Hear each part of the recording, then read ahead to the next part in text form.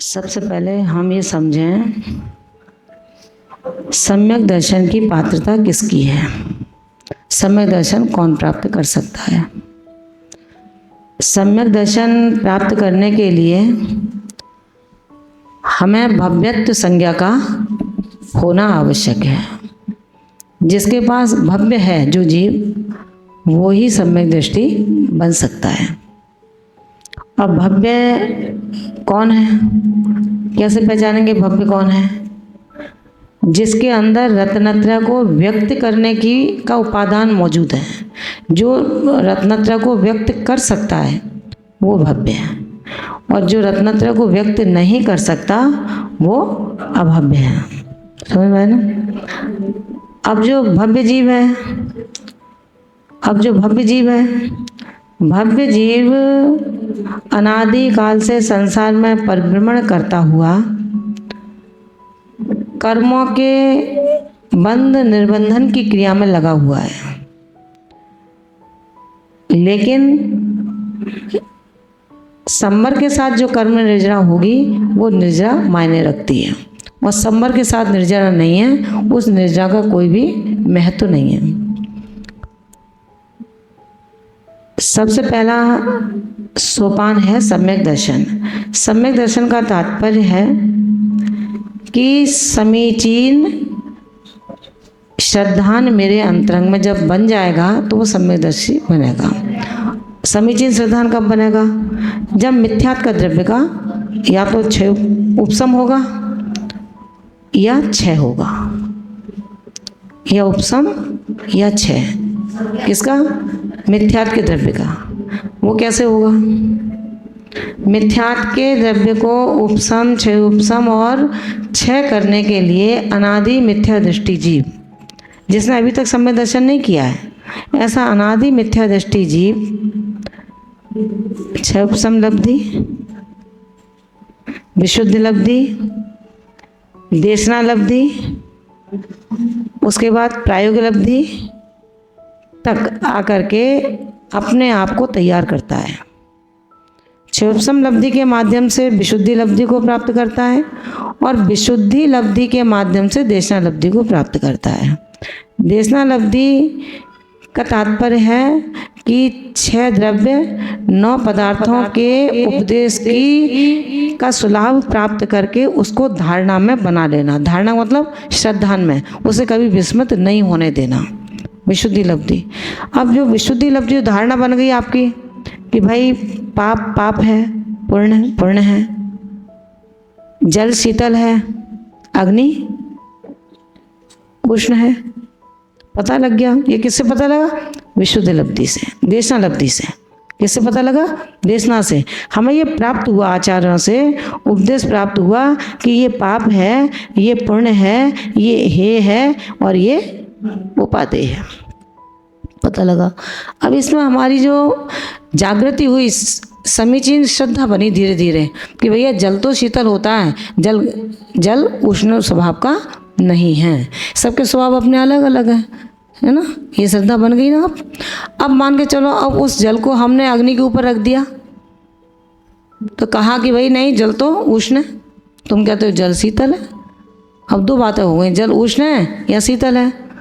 तो जिसने देशना लब्धि के माध्यम से अपने आप को तैयार किया है वो कहेगा कि नहीं, ये अग्नि के सहयोगी संबंध से उष्णपने को प्राप्त हुई है, इसका स्वभाव तो शीतल है। समझ आया ना? अब शीतल स्वभाव है, इसका मतलब क्या हुआ? मेरे जीव द्रव्य का स्वभाव राग द्वेष विभाग परिणाम में जाना नहीं है। उसका स्वभाव कैसा है? ज्ञाता दृष्टापना है। लेकिन कर्मों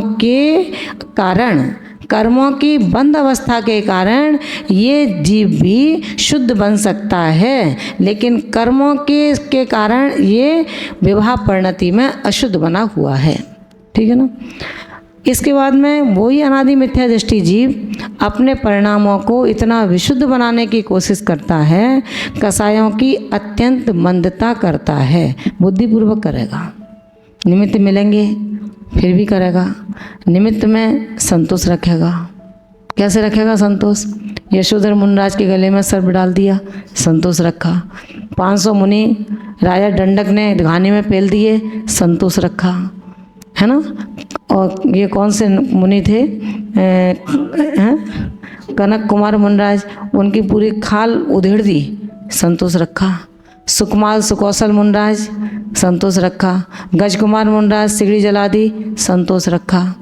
पांडवों को गरम गरम लोहे के पहना दिए, संतोष रखा।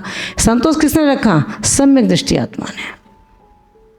जिसको ये पता चल गया कि ये सैद्धांतिक बात है, कर्म सिद्धांत के अनुसार ही मेरे जीवन का संचरण चल रहा है, बिना कर्म के कुछ नहीं हो रहा है। आज मेरा और आपका अगर कोई शत्रुता है तो ये कहीं ना कहीं किसी न किसी भव के उदय में आ रही है, पुराने समय की होगी, उदय में आ जाएगी। तो ये कौन? जो सम्यक दृष्टि आत्मा है वो अपने उदयगत स्थिति में भी, अशुभ स्थिति में भी शांत रहते हैं, समत्व परिणामों में जिनके भरा हुआ है। ऐसा सम्यक दृष्टि आत्मा जो अभी अनादि मिथ्या दृष्टि जीव है, जिसने अभी सम्यक दर्शन प्राप्त नहीं किया है, लेकिन कसायों की अत्यंत मंदता से वो प्रायोग लब्धि में आ जाता है। प्रायोग लब्धि में क्या होता है? प्रायोग लब्धि में आकर के अनादि मिथ्या दृष्टि जीव 34 बंध अपसरण करता है, यानी कि जो उत्कृष्ट स्थिति बंध की है उसको निरंतर हीन करता है। कैसे करता है? कसायों की मंदता से, परिणामों की विशुद्धि से, ठीक है ना। अब विशुद्धि करके अब क्या करेगा? यहाँ पर जो कर्म 70 कोड़ा कोड़ी सागर की स्थिति के बंधे हुए हैं, 30 कोड़ा कोड़ी सागर की स्थिति के बंधे हुए हैं, 20 कोड़ा कोड़ी सागर की स्थिति के बंधे हुए हैं, उनका स्थिति कांडक घात करता है, उनकी स्थिति कम करता है। अब जब स्थिति जिसकी है और जो जिसने तीव्र कसायों के परिणाम में कर्म बंधेगा, उसकी शक्ति भी उतनी होगी, उसे कहते हैं अनुभाग शक्ति। तो स्थिति कांडक घात करता है, स्थिति इसके साथ में अनुभाग कांडक घात करता है, क्योंकि शक्ति को ही घटाएगा। भाई स्थिति जब टुकड़े कर दिए तो उसकी शक्ति भी कम हो गई।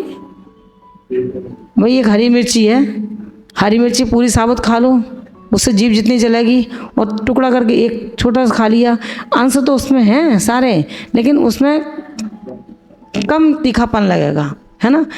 ऐसे ही जो 70 कोड़ा कोड़ी सागर का द्रव्य है, 30 कोड़ा कोड़ी सागर का द्रव्य है, 20 कोड़ा कोड़ी सागर का द्रव्य है, उसका स्थिति कांडक घात, अनुभाग कांडक घात करता है प्रायोग लब्धि में जाकर के। और क्या करता है? नवीन बंध जो होगा उसका वो हीन होता हुआ अंत कोड़ा कोड़ी सागर की स्थिति में लेकर के आएगा प्रायोग लब्धि में, ठीक है ना। और क्या करेगा काम? इसी प्रायोग लब्धि में आकर के अनादि मिथ्या दृष्टि जीव जो अब 7 से मिथ्या दृष्टि बन चुका है ना, क्या करेगा? अप्रशस्त प्रकृतियों का, अप्रशस्त माने पाप प्रकृति, पाप प्रकृतियों को जो चतुस्थानीय है उनको द्विस्थानी करेगा, और जो प्रशस्त प्रकृति हैं जो द्विस्थानीय है उनको चतुस्थान में करेगा। ये सारा काम कसायों की अत्यंत मंदता से, परिणामों की विशुद्धि से प्रायोग लब्धि में करता है। अब भैया प्रायोग लब्धि में आने के लिए हमें कितनी तैयारी करनी पड़ेगी, इसका विचार करना। निरंतर परिणामों की विशुद्धि, ज़्यादा कुछ दिमाग नहीं लगाना, ज़्यादा हेडेक नहीं पालना है। क्या करना है? बस ये समझ लो कि मेरे स्वभाव में मुझे रहना है। निमित्त मिलेंगे और निमित्त नहीं मिले तो हम अपंगु हैं, पेट भरा है, डकार मार रहे हैं और पड़े हुए हैं, तो उससे कोई लाभ नहीं होगा। हमारे निमित्त मिलेंगे। थाली भरी पड़ी हुई है, मोक्ष मार्गी पैदल चल कर के आए हैं, पसीने से तरबतर हो रहे हैं, चेहरे पर शिकन नहीं है, आकर के प्रवचन करते हैं, हजारों भक्त खड़े हैं, सबको आशीर्वाद देते हैं, संतुष्ट करते हैं, है ना। उसके बाद आहार की चर्या करते हैं। आहार की चर्या में विधि मिल जाती है, श्रावक उनका आहार करा रहे हैं नवदा भक्ति पूर्वक। थाली भर करके आ गई, शुद्ध भोजन बना के आ गया और शुद्धि बोल दी गई। अंजलि बना करके जैसे उन्होंने मुद्रा ली, श्रावक ने ग्रास रखा और उसके ऊपर ही बाल आ गया। तो साधु रोज तो करेंगे क्या? खुशी मनाते हैं कि चलो एक कर्म की निर्जरा हुई। अब जितना उपवास करने में निर्जरा नहीं होगी, उतनी निर्जरा अंतराय से हुई। क्यों हुई? उपवास में तो तुम्हारा मन बन गया था कि आज मुझे कुछ खाना नहीं है, लेकिन अंतराय जब हुआ तुम्हारा मन नहीं था, तुम्हारा मन था आज मुझे आहार लेने जाना है। आहार की थाली को देख करके भी रोष तोष न होना, पेट खाली होने पर भी आहार संज्ञा की वृद्धि न होना, ये क्या है? साता की उदीर्णा। और अगर रोष तोष होगा, मुँह हाय हाय करेंगे, असाता की उदीर्णा। तो इसमें आचार्य नेमिचंद स्वामी ने कहा है, जिसकी आहार संज्ञा बड़ी है, आहार दंसनेण तत्सुभ जोगेण ओम कोठाए।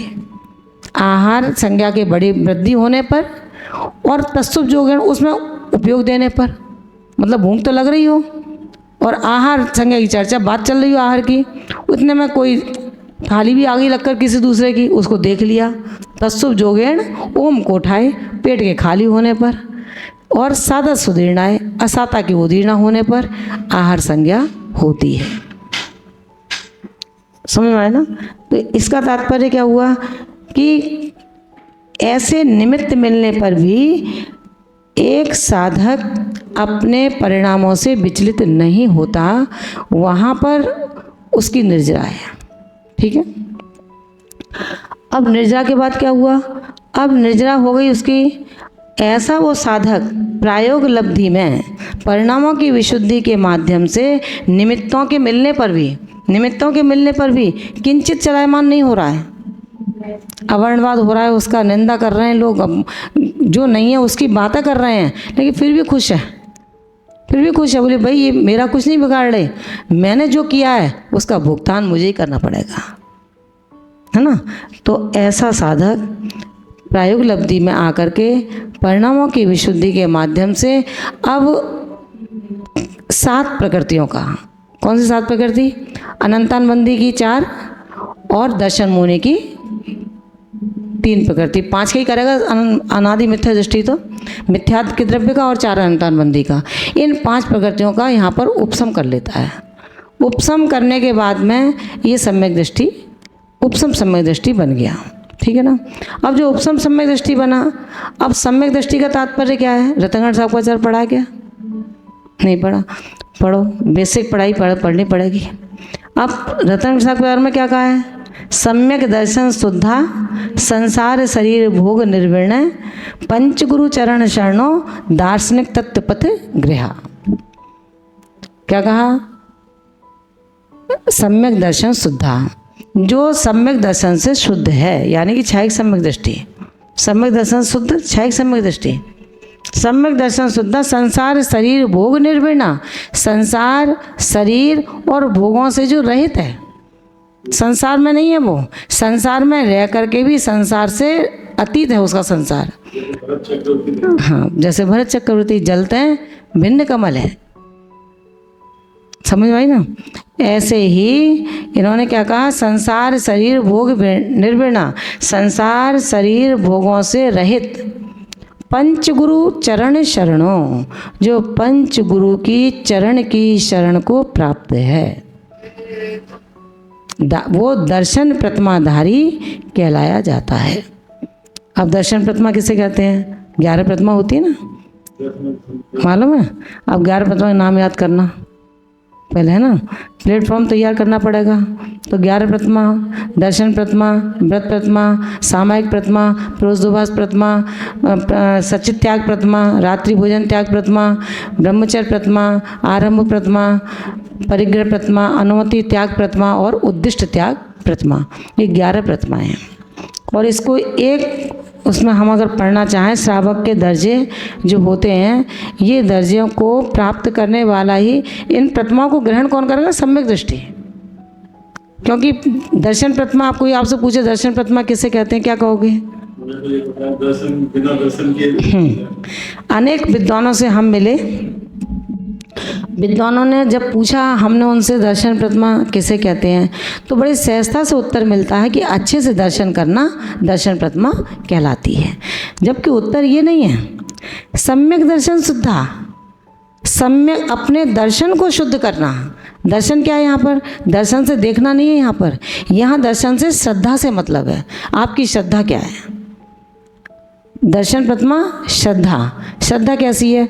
अब आप, रवि भैया नाम है ना आपका, अब आपने मान के चलो आप यहाँ से बाहर निकल कर के गए और आपके मित्र ने कहा कि रवि महाराज आए थे और इस दुकान से एक कचौड़ी लेके चले गए, तो आप क्या कहोगे?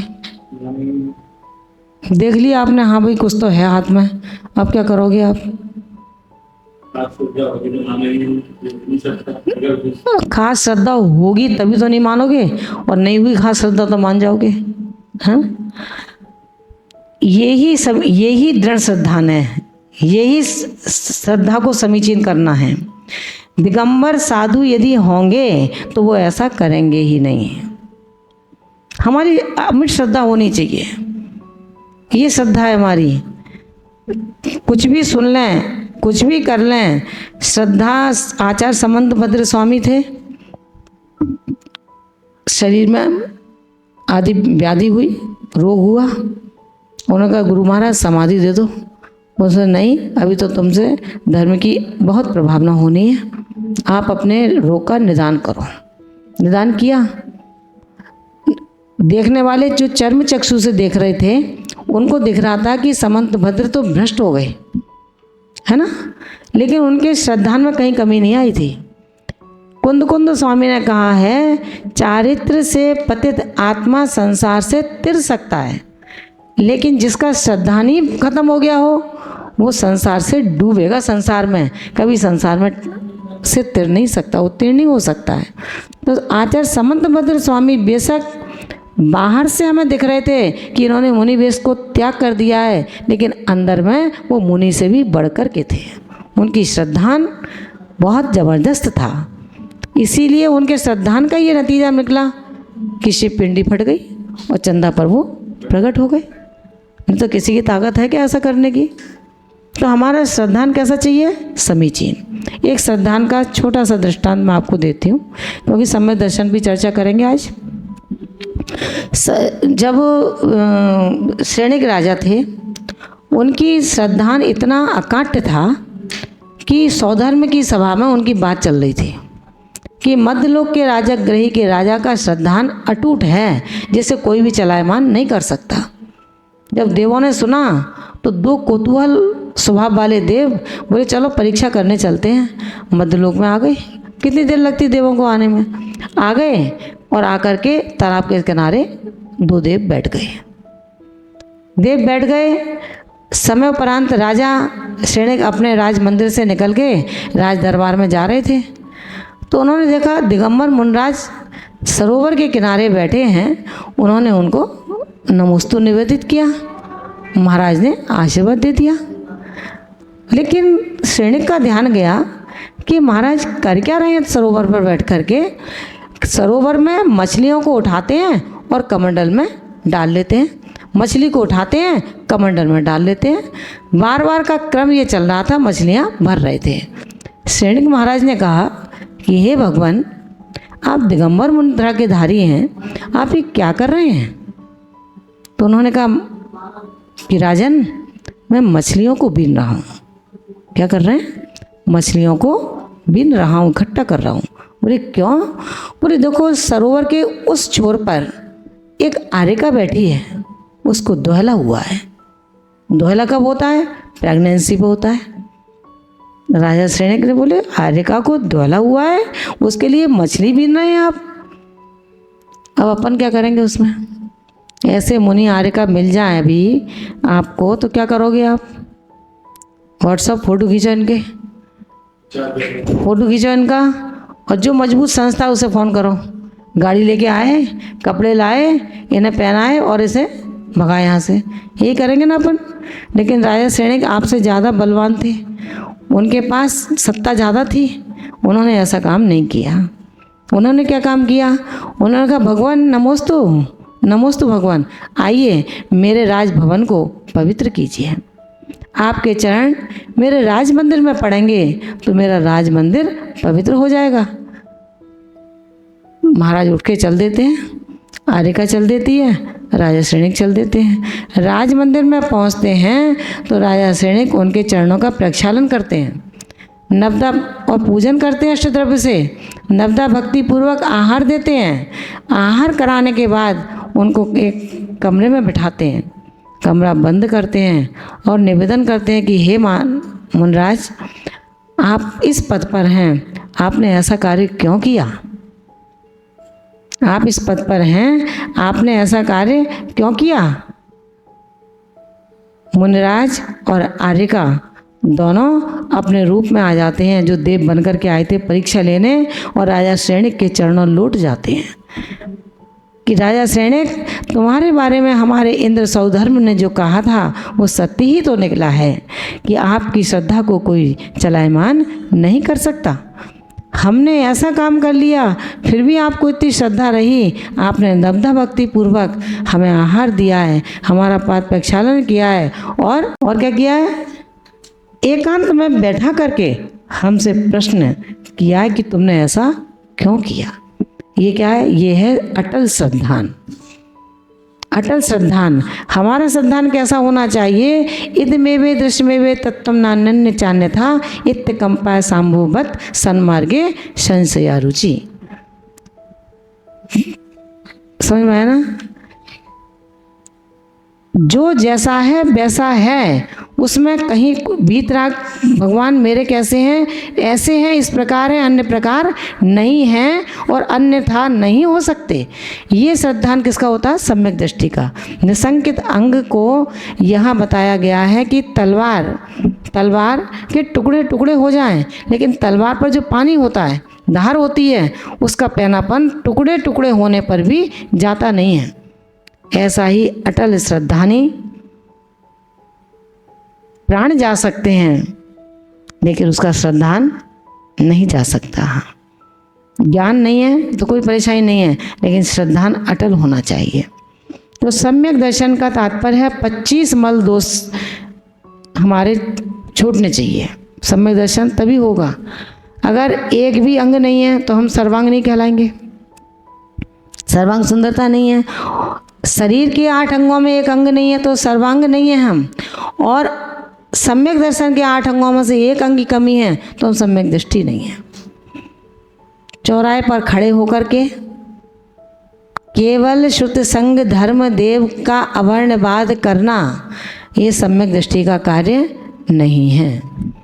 सम्यक दृष्टि ग्रंथों के अलावा अपने मन से कुछ भी नहीं कहता। तो सबसे पहले क्या करना पड़ेगा? 25 मल दोषों से रहित। अब 25 मल दोष कौन से हैं मालूम है क्या? नहीं मालूम। बड़ी पढ़ाई करना चाह रहे हो फिर तो तुम। 25 मल दोष को पहले समझो। 8 जो दोष हैं, शंका, कांक्षा, विचिकित्सा, मूढ़ दृष्टि, अनुपगूहन, अवात्सल, अस्थितिकरण, अवात्सल और अप्रभावना, ये 8 दोष, 8 मद, 6 अनायतन और 3 मूर्ता, ये 25 मल दोष हैं। इन 25 मल दोषों से जो रहित है वही सम्यक दृष्टि कहलाएगा। अब शंका कर ली मैंने तो मैं सम्यक दृष्टि नहीं हो सकता, है ना। कांक्षा, और शंका किस में करना? जिन वच में शंका न धार। जिनेंद्र भगवान ने जो कहा है, जैसा कहा है, वो कभी भी मिथ्या नहीं हो सकता। जिनवाणी जिनेंद्र कथित है, उनकी दिव्य वाणी में जो निकला वो जिनवाणी है। ये इस जिनवाणी में जो कहा है वो सत्य है, इसलिए जिनवाणी कौन सी पढ़नी है? जिनवाणी पूर्वाचार्यों की ही पढ़नी है। पूर्वाचार्यों के ग्रंथों को पढ़ोगे तो हमारे अज्ञान का अंधकार दूर होगा, क्योंकि जिस वाणी में अपना कुछ नहीं मिला।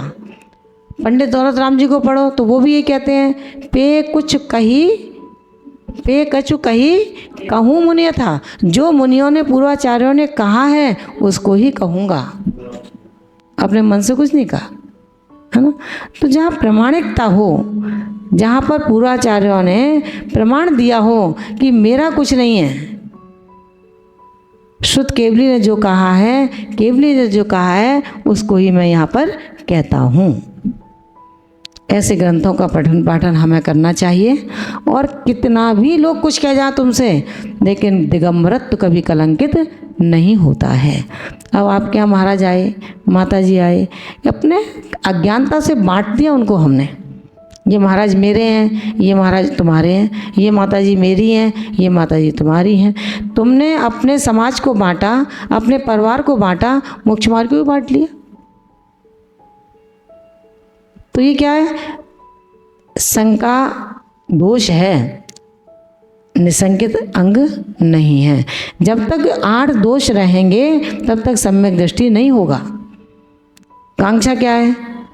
मंदिर करते करते, मंदिर दर्शन कर रहे हैं, पूजा कर रहे हैं, विधान कर रहे हैं, दान कर रहे हैं लाखों करोड़ों का, आहार दान दे रहे हैं, शास्त्र दान दे रहे हैं, मुनियों के लिए सुंदर बसत का बनवा रहे हैं कि इसमें कोई भी महाराज माता जी रुकें, उनके लिए मैं ये अपने तरफ से बनवाता हूँ। यहाँ तक तो सही है, लेकिन ये सब करते करते दर्शन करना बुरा नहीं है, दान देना बुरा नहीं है, पूजा करना बुरा नहीं है, विधान आदि करना बुरा नहीं है, लेकिन ये सब करते करते, धार्मिक क्रिया करते करते इच्छा ये रखना कि मैं बहुत धनवान, साहूकार, सेठ बन जाऊं।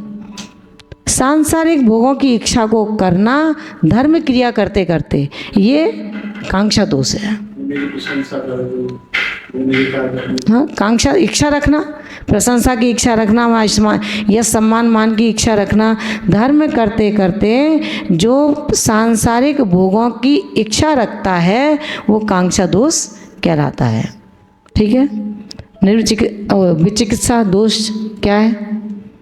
रत्नत्रयधारी अथवा जो पीड़ित हैं उनके शरीर को देख करके ग्लानि करना।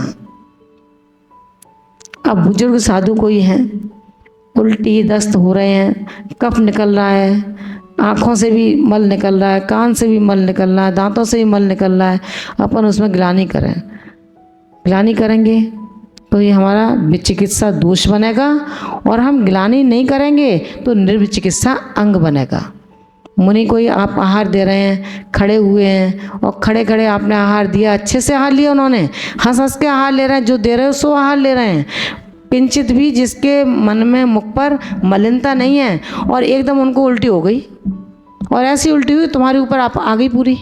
वही मुनिराज तो खड़े होकर के आहार लेंगे ना, और ऐसा हो गया तो उनके हाथ की बात तो नहीं है। अब आपने क्या किया, उसमें बहुत बदबू आई, आपको भी उल्टी हो गई, आप भागे भैया हम नहीं कर पाएंगे इनकी सेवा, ये सेवा हमसे नहीं होगी, ये विचिकित्सा दोष है।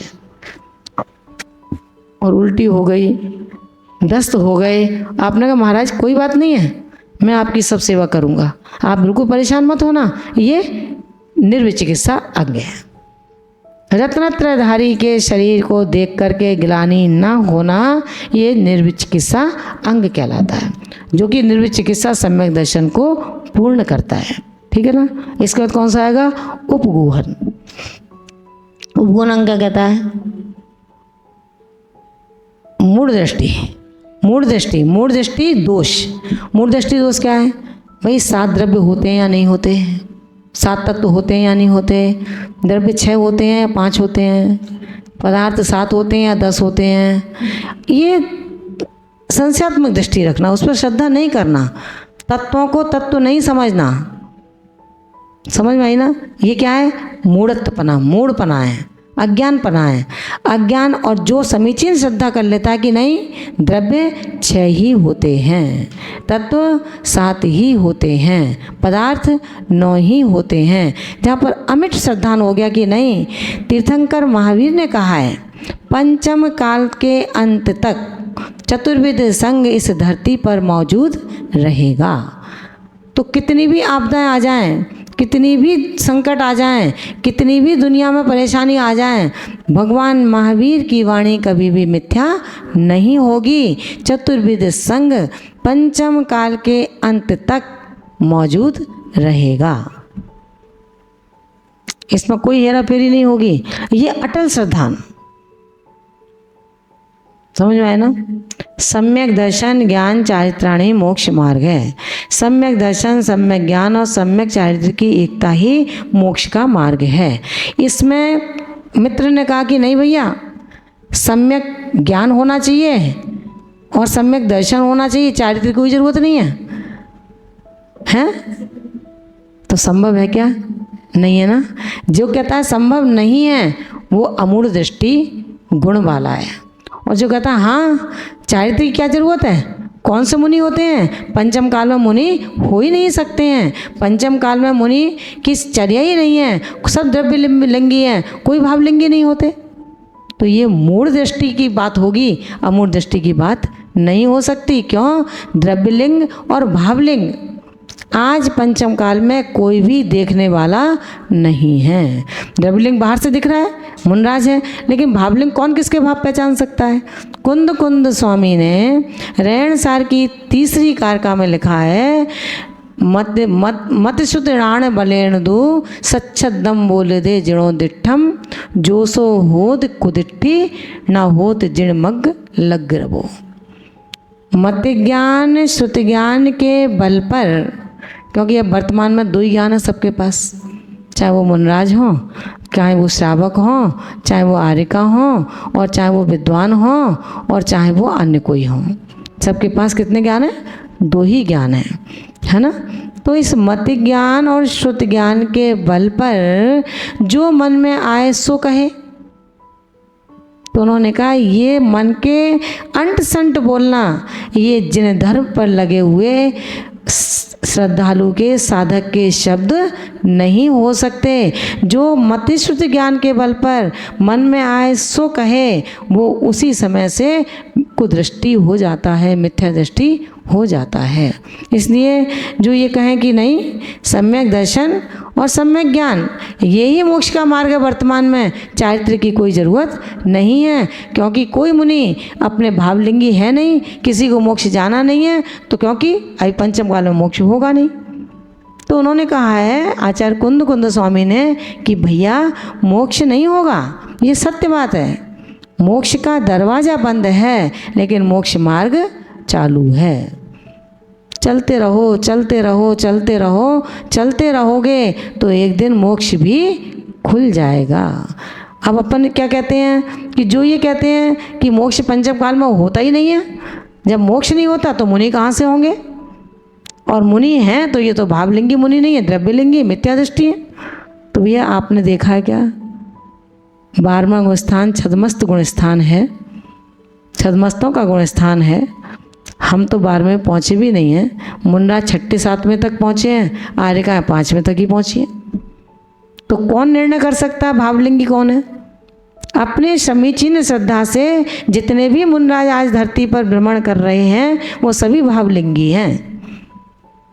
द्रव्य लिंग से ही भावलिंग बनेगा। जिसने वस्त्र त्याग दिए, दिशाओं को ही अपना वस्त्र बना लिया, जिसने अपने सारे साधन छोड़ दिए, साधनाओं को ही साधन बना लिया, ऐसे मुनराज को हम कह सकते हैं कि ये भावलिंगी नहीं है?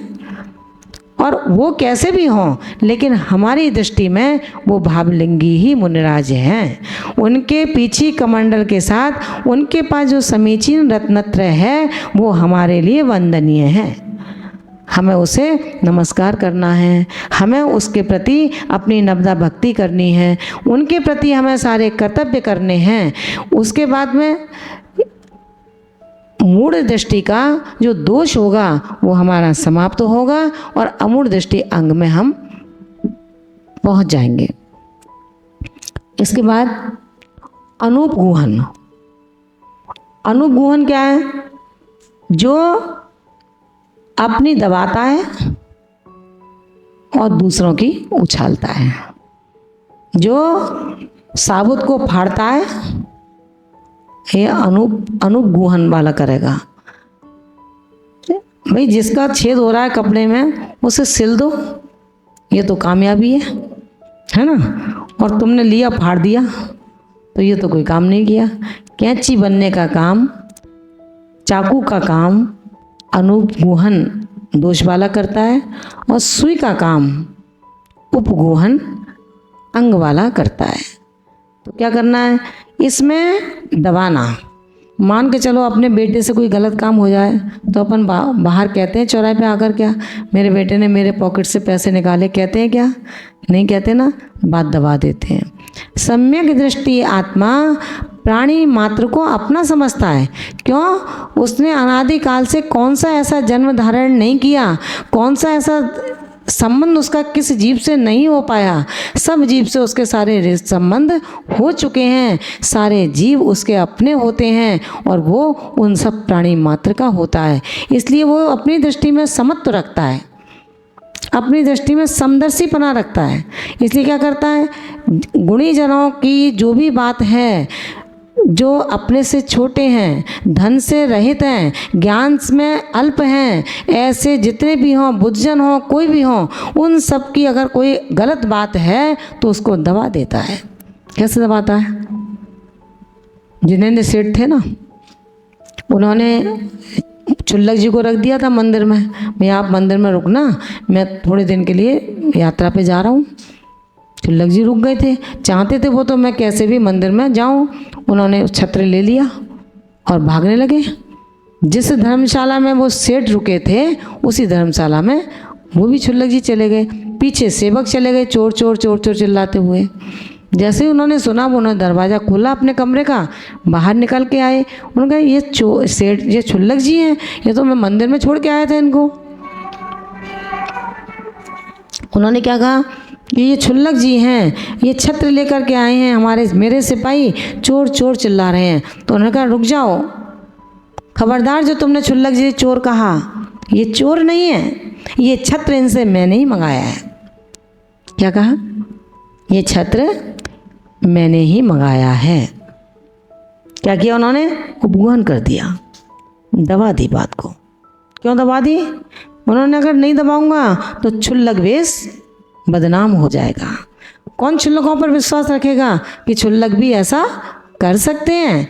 सबको भगा दिया, सभी ने क्षमा याचना की, सेठ जी क्षमा करना, हम तो समझे थे कि ये छत्र को चुरा करके भाग रहे हैं, लेकिन आपने मंगाया है, हम बहुत शर्मिंदगी महसूस करते हैं, क्षमा याचना करते हैं। चले गए सब। चुल्लक जी को अंदर बिठा करके उन्होंने कहा कि चुल्लक जी, तुमने ये क्या किया?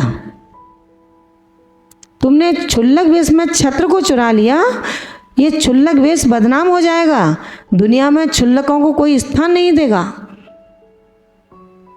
चुल्लक पानी पानी हो जाते हैं, कहते हैं मृदुता से सारे काम होते हैं, अकड़ से कुछ भी नहीं हो पाते। उन्होंने जैसे ही समझाया, चुल्लक बहुत ही अपने अंदर ऐसी भावना गिलानी पैदा करते हैं और हमेशा के लिए चुल्लक व्रत को धारण कर लेते हैं। तो ये क्या हुआ? उपगोहन अंग, ठीक है ना, दबाया। और जो दबाते नहीं, उखाड़ते हैं दूसरों की, वो अनुपगोहन। वो सम्यक दृष्टि, उपगोहन सम्यक दृष्टि नहीं है, वो ध्यान रखना। अब चौराहे पे जो चर्चा हो, बेशक वो सही बात होगी, फिर भी अधिकार नहीं है कहने का। अगर अपन करते हैं, सम्यक दृष्टि नहीं है, दूसरा कोई करता है, सम्यक दृष्टि नहीं है, लेकिन समझने की ज़रूरत है, कहने की ज़रूरत नहीं है। अपन कल से व्याख्या करने लग जाए कि भैया तुम तो बुराई कर रहे हो, तुम सम्यक दृष्टि नहीं हो। जमाना नहीं है अंधे को अंधा कहना, जमाना नहीं है, समय नहीं है। और वाणी भी अपनी ऐसी नहीं बोलनी चाहिए, अंधा है, अंधा मत कहो, सूरदास कह दो, खुश हो जाएगा। समझ आए ना? कुछ बोलो, बहुत अच्छा। उपगोहन अंग हो गया। अब अस्थितीकरण। अस्थितीकरण क्या है? अस्थितीकरण दोष, स्थितीकरण अंग। हाँ, स्थितीकरण। स्थितीकरण क्या है?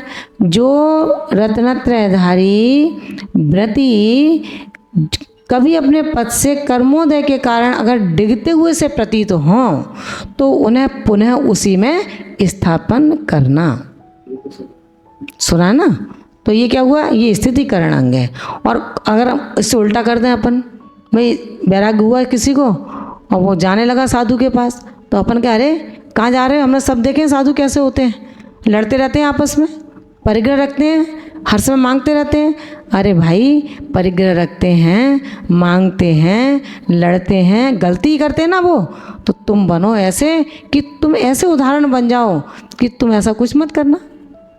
हमको जो साधु लड़ते हुए दिखाई दे रहे हैं, क्या वास्तव में लड़ते हैं? सोचना पड़ेगा।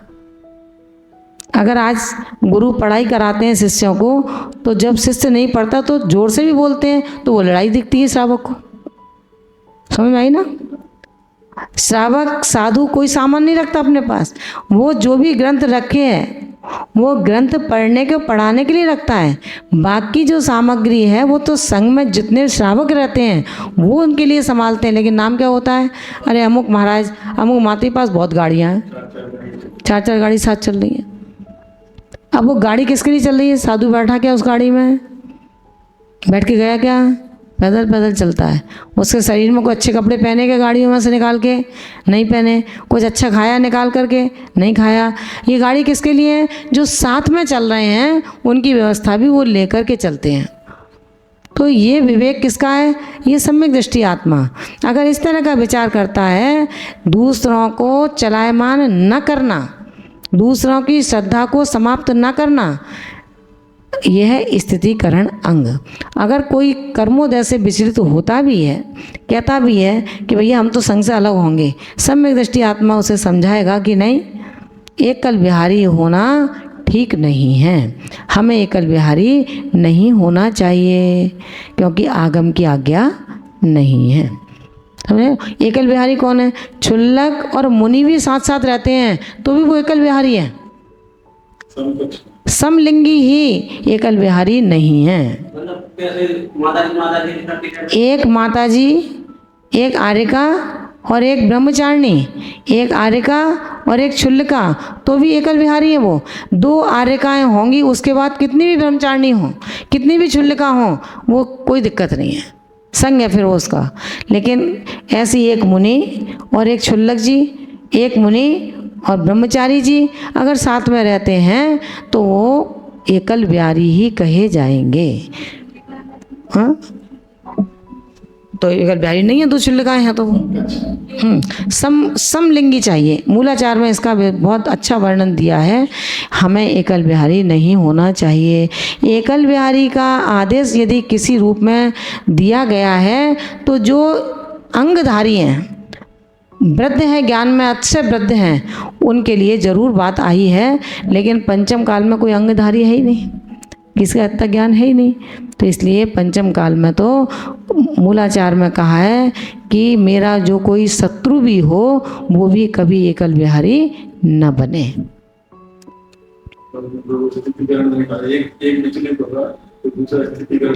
रक्षा एक दूसरे को जरूरत है, एक दूसरे को ज़रूरत है भाई। अकेले मोक्ष मार्ग पर बढ़ोगे, जाओगे तो अकेले, लेकिन जब तक हम उपरिम स्थानों में अवस्था में नहीं पहुंच रहे हैं तब तक हमें कहीं ना कहीं अवलंबन की आवश्यकता है। इसलिए स्थितिकरण अंग के अंतर्गत यही बताया, विचलित होते हुए रत्नत्रयधारी को पुनः उन्हीं व्रतों में स्थापन करना, ये स्थितिकरण अंग सम्यक दर्शन कहलाता है। ठीक है ना? श्रावक में भी है ना। अब श्रावक ने कोई, अब मान के चलो श्रावक आप मंदिर में आए और मंदिर में आके आपके मित्र का, भाई कहाँ जा रहे हो माता जी पास? माता जी तो कुछ सो रही होंगी, कोई महाराज ये कर रहे होंगे, कुछ होगा, कहीं मत जाओ, कोई कुछ नहीं करते हैं। तो ये सब क्या है? श्रद्धा चलायमान कर दिया। मंदिर जा रहे थे, उनकी स्वाध्याय में बैठते जा कर के मित्र की बातों में आ गए और रुक गए, हो गया अस्थितिकरण। मंदिर जाना था, मित्र मिल गया कि क्या करोगे मंदिर जा कर के, तुम तो रोज मंदिर जाते हो, दुकान चलती नहीं तुम्हारी, और मैं रोज नहीं जाता हूँ, फिर भी देखो मैं तो मंदिर जाता भी नहीं हूँ, मैं तो मधुशाला जाता हूँ, तुम मेरे साथ मधुशाला चलो। हो गया स्थितिकरण। कितनी देर लगती है भैया? पानी को नीचे से ऊपर से नीचे ढुलाने में कितनी देर लगती है? मकान को गिराने में कितनी देर लगती है? कोई समय नहीं लगता है, लेकिन मकान को बनाने में समय लगता है। जिंदगी को नाश करने में वक्त नहीं लगता, लेकिन जिंदगी को बनाने में सदियां गुजर जाती हैं। श्रद्धान वह मुश्किल से ना जाने किस किस भव के पुण्य से आज श्रद्धान बन पाया, एक गुरु के प्रति, एक देव के प्रति, एक शास्त्र के प्रति, और मित्र के कहने पर, निमित्त के मिलने पर वो श्रद्धान एक समय नहीं लगता, चकनाचूर हो जाता है। श्रद्धा बहुत बड़ी चीज़ है। तो ये स्थितिकरण, जिसने श्रद्धा को चलायमान किया, अस्थितिकरण, और जिसने डिगते हुए को, धर्म से डिगते हुए को पुनः धर्म में स्थापित किया, वो स्थितिकरण अंग कहलाता है। अब कौन सा आएगा? अब वात्सल्य दोष, वात्सल्य अंग। अब वात्सल अंग क्या है? साधर्मी के प्रति प्रीति का भाव रखना। जैसे धर्मी सो गौ बच्छ प्रीत सम, गाय और बछड़े का जो प्रेम है निस्वार्थ प्रेम है, इसी तरह धर्मात्मा का धर्मात्मा के प्रति निस्वार्थ प्रीति हुआ करती है। ये क्या है? ये वात्सल्य अंग है। और धर्मात्मा को देख करके बुराइयां करना, उनसे नहीं मिलना, उनकी निंदा करना, टीवी पर बोलना, अपने इस पर यूट्यूब पर प्रवचन में बोलना, ये सब अवात्सल्य दोष है जो हमें सम्यक दर्शन की पूर्णता कभी नहीं होने देगा। ज्ञानार्णव में आचार्य शुभचंद्र स्वामी ने लिखा है कि अगर सत्य भी तुमने कुछ देखा है उसे भी चौराहे पर व्यक्त मत करो, सत्य भी व्यक्त मत करो, एकांत में समझाओ। और अपन देखा भी नहीं है, सुना भी नहीं है, केवल प्रतिशोध, ईर्षा, नाम ना हो जाए किसी का। कहते हैं कि भाई कच्चे फलों को देख कर के मुंह बनाना और निंदा करना, पके फल को की प्रशंसा करना, इसमें कामयाबी नहीं है। पका पका है, कच्चा कच्चा है, लेकिन कहीं दोष ना हो जाए, कहीं धोखा ना हो जाए। कभी कभी पीला फल भी खाने के योग्य नहीं होता है, पीला फल भी पका हुआ नहीं होता है। कभी कभी ऐसी गलती मत करना। इसलिए क्या कहा है? अपने बहुमान को दिखाने के लिए, अपने आप को ज्ञानवान बनाने के लिए, अपने बड़प्पन को बताने के लिए किसी दूसरे की निंदा बुराई मत करो,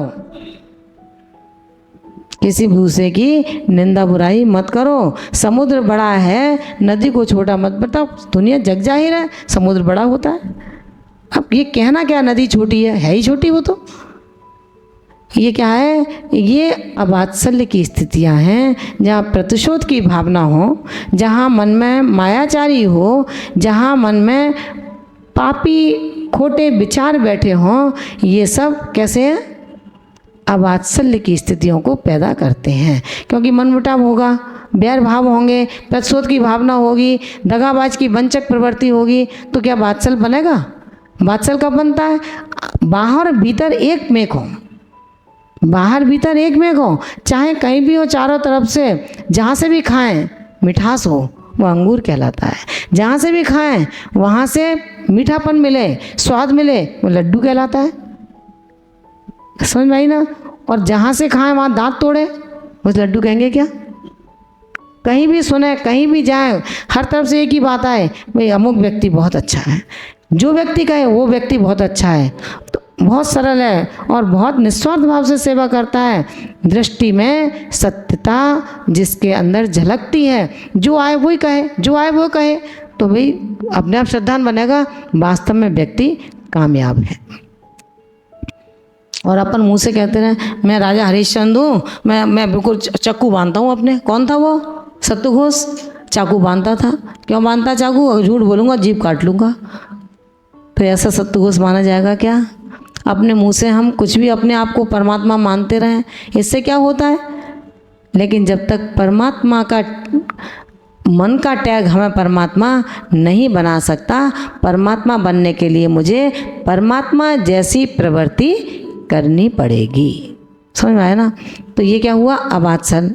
अब प्रभावना दोष और प्रभावना अंग।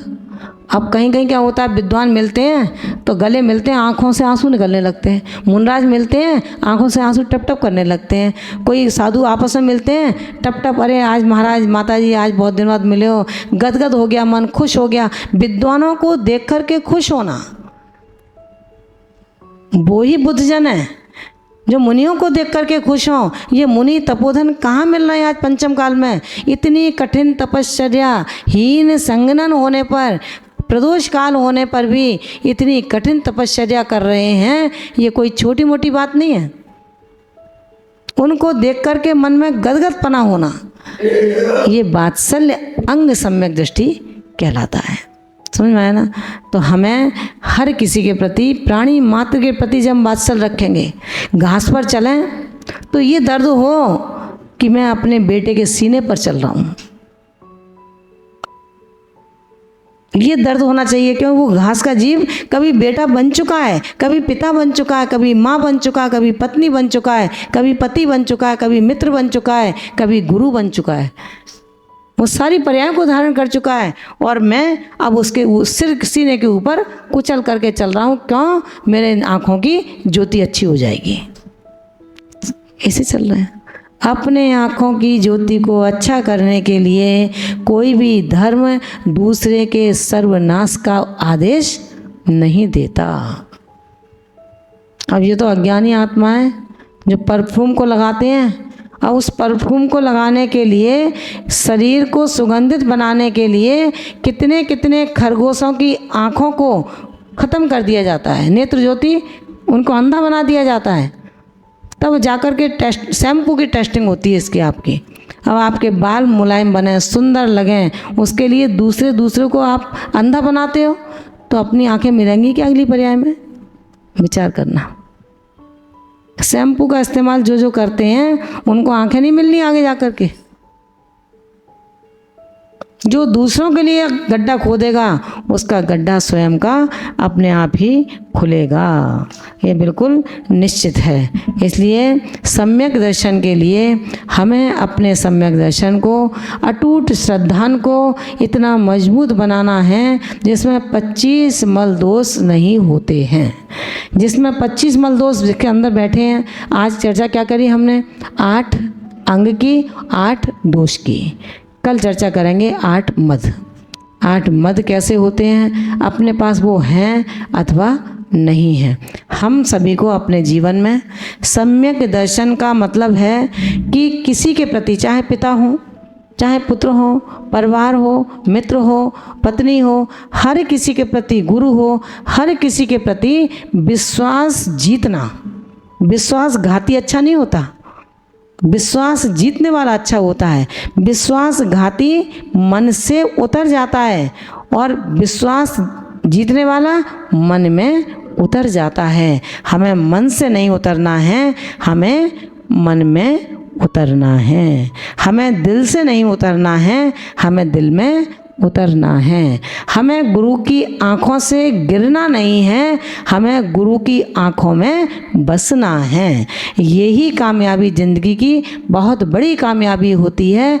हम अपने पुरुषार्थ से, हम अपनी सत्यवादिता से, हम अपने कर्तव्य निष्ठा से कभी च्युत न हो और हम अपने जीवन में उन गुणवानों के प्रति इतना वात्सल, इतना आदर, इतना सम्मान, इतना विनय भाव रखें कि वो सारे गुण एक दिन मेरे अंदर भी समाहित हों और मैं भी बुद्ध जनों की कोटि में समाहित की जा सकूं। इन्हीं भावनाओं के साथ में आज के वाक्यांश को यहीं पर समाप्त करते हैं।